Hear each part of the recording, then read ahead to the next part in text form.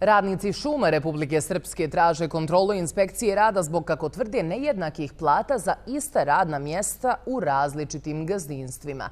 Revizorski izvještaj za 2024. godinu bilježi niz nepravilnosti, a sindikat upozorava da je većina radnika na minimalcu, dok se istovremeno rukovodiocima povećavaju plate. Zamislite da radite isti posao kao i vaš kolega, ali za manju platu samo zato što ste u drugom gradu.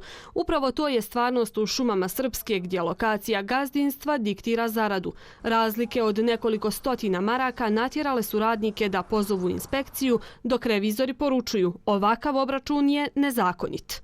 Glavna služba za reviziju preporučuje direktoru javnog preduzeća da obezbijedi da se utvrdi jedinstvena cijena rada za sve organizacione dijelove u skladu sa Zakonom o radu i kolektivnim ugovorom. Matematika je jasna. Isti koeficijenti se množe sa cijenom rada koja umjesto da bude jedinstvena zavisi od gazdinstva, pa isti posao nije isto plaćen. Računicu ovog apsurda iznosi Mirjana Orašanin. Cijena rada na nivou različitih šumskih gazdinstava je potpuno različita i varira od 150 do 175 maraka. Tu se posebno ističu šumska gazdinstva Birač i Visočnica, i tako da radnici u ovom javnom preduzeću za isti posao, isto radno mjesto imaju različite plate u različitim šumskim gazdinstvima, što je potpuno neprihvatljivo i nezakonito i to je konstatovala i revizija. Rezultat ovakve prakse je porazan. Stručni ljudi odlaze, upozorava prvi čovjek sindikata Aleksandar Koprivica. Sa ovim zadnjim povećanjem minimalne plate i sa našim koeficijentom od 200, apsolutno su svi radnici između šefova i direktora na minimalnim platama. U nas inženjeri napuštaju i odlaze da voze kamione po inostranstvu. Revizija je otkrila haotično stanje u šumama i dala čak 52 preporuke, dodaje Orašanin. U ugovorima o radu zaposlenih radnika apsolutno u ovom javnom preduzeću nije navedena bruto plata niti za jednog radnika. To je revizija konstatovala, što je potpuno suprotno Zakonu o radu.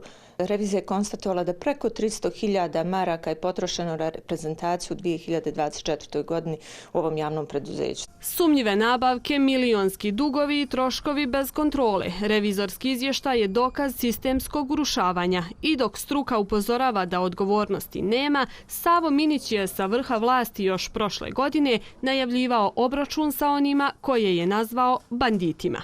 183 zapisnika iz kojih proizilazi potencijalno izvršenje krivičnog djela, nesavjesnog rada u službi, šumske krađe i protivpravnog pribavljanja imovinske koristi je proslijeđeno policiji. Tako da će njihov rad tačno ukazati na to ko su među prvim tim banditima. Ipak, umjesto obećanog obračuna stigle su povišice. Dok radnici jedva preživljavaju na minimalcu, direktorima je povećan limit, pa su im plate skočile za 500 maraka. U šumama je na sceni klasični scenario, selo gori, a baba se češlja. Dok lađa tone, uprava se čašćava u maniru Srećka Šojića, a ceh za uništene šume i više od 300.000 maraka kafanskih računa, kao i obično, plaćaju građani.